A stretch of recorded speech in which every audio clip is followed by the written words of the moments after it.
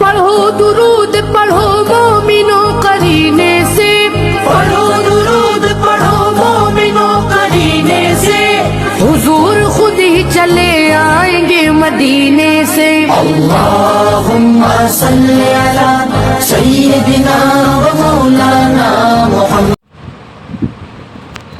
السلام علیکم ورحمۃ اللہ وبرکاتہ۔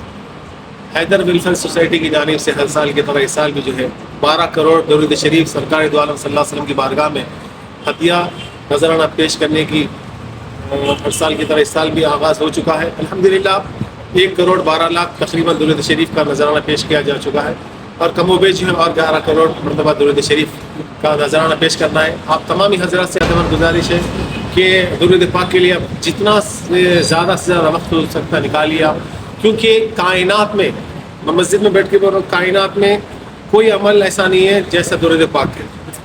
لا الہ الا اللہ محمد رسول اللہ افضل الذکر، اس کو بتایا گیا، وہ پڑھ کر مسلمان اسلام میں داخل ہوتا ہے۔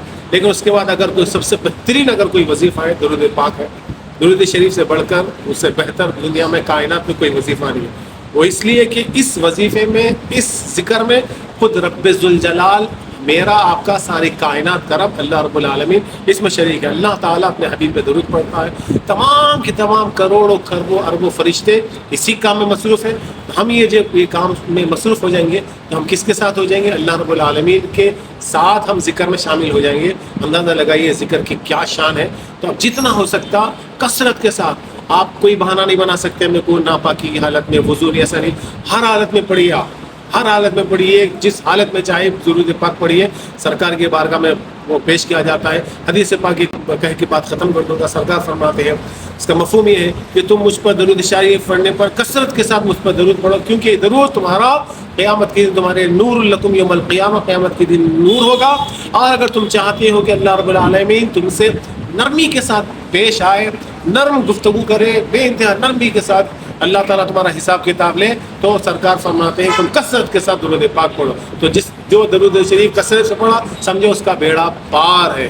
تو اب تمام حضرات سے گزارش ہے کہ اس چیز کو زیادہ سے زیادہ پڑھتے جائیے۔ اور اس میں جو ہے آپ کو، اگر کسی کو قرضے کے تعلق سے پریشانی ہے، شادی بیاہ نہیں ہو رہی ہے، جاب نہیں ہو رہی ہے، گھر میں پریشانی ہے، تنگی ہے، آسی بلیات ہے، ان تمام کا حل بزرگان دین نے ایک شعر میں کہہ دیا، ہر درد کی دوا ہے صلی علی محمد، اکسیر لا دوا ہے صلی علی محمد۔ اب اندازہ لگا لیجئے، یہ شعر میں پوری کائنات کو سمیٹ دیے، پوری کائنات کو، کہ ہر درد کی دوا ہے صلی علی محمد۔ پیر میں موچ آ گیا، پیر سوجن ہو گئی، سر میں درد ہوا، درود شریف پڑھتے ہیں، درود شریف پڑھتے جائیے، کیونکہ بزرگان دین کا یہ وظیفہ رہا، بزرگان دین اسی میں رہے، اور شاعروں نے اسی کو کہا، کیا کہا کہ انبیاء، اولیاء، اصفیاء سب کا یہی ذکر ہے، درود پاک پڑھتے رہنا، کثرت کے ساتھ اپنے پڑھتے رہیے۔ اور حضور پاک صلی اللہ علیہ وسلم کے قرب اگر چاہتے ہیں قیامت کے دن، ہر کون نہیں چاہتا، اللہ کے حبیب صلی اللہ علیہ وسلم کا اگر قرب چاہتے ہیں تو سرکار فرماتے ہیں تم میں کا وہ شخص سب سے زیادہ میرے قریب رہے گا قیامت کے دن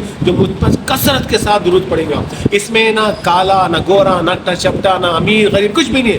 آپ جتنا پڑھتے جائیں گے حضور کے اتنے قریب ہو جائیں گے۔ حضور کے قریب ہونا مطلب اللہ کی رحمت میں آ گئے، اور جو اللہ کی رحمت میں آ گیا سمجھو اس کے لیے کیا آپ کے جنت واجب ہو گئی، اس سے بڑھ کے اور میں کچھ نہیں دے سکتا۔ حضور کے قریب آ جاتے، اس کے لیے ساری نعمتیں قیامت کے دن اس کو اللہ تعالیٰ عطا فرمائے گا۔ تو کثرت کے ساتھ درود شریف پڑھتے جائیے، ہمیشہ زبان پہ جاری ساری رکھیے۔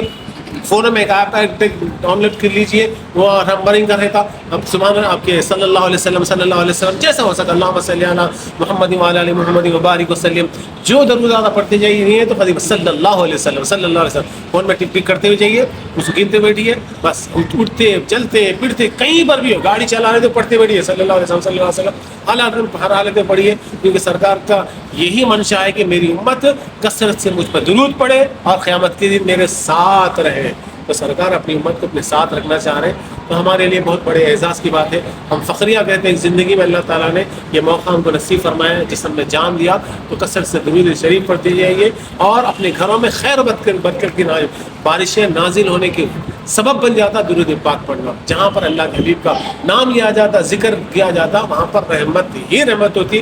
سرکار فرماتے ہیں ان ذکر الصالحین تنزل الرحمہ، جہاں اللہ کے نیک بندوں کا ذکر ہوتا وہاں اللہ کی رحمتیں نازل ہوتی. حضور پاک صلی اللہ علیہ وسلم تو راس الصالحین ہے، یعنی سارے صالحین کے سردار ہیں. تو حضور کا جہاں پر ذکر گایا جاتا، اندازہ نہیں کر سکتے کہ اس سے بڑا اس کائنات میں کوئی ذکر نہیں ہے، کیونکہ رب کائنات کا ذکر اگر کوئی کرنا چاہتا تو حضور کا ذکر کرے. حضور کا ذکر ہی اللہ تعالیٰ کا ذکر ہے، اور سرکار صلی اللہ علیہ وسلم پر درود شریف پڑھنا اس سے بڑھ کر کوئی عمل نہیں ہے. اس میں ہمیشہ لگ جائیے اور سرکار کی قرب حاصل کیجیے. آپ اپنی بات کو اپنی گفتگو ختم اس بات پہ ختم کرتا ہوں کہ اللہ تعالیٰ ہم سب کو کہنے سننے سے زیادہ عمل کرنے کی توفیق عطا فرمائے. ہمارا جینا مرنا درود پاک میں ہو، اور روز محشر حضور کی سنگت، حضور کی صحبت ہم سب کو نصیب فرمائے. آمین بجاہ سید المرسلین.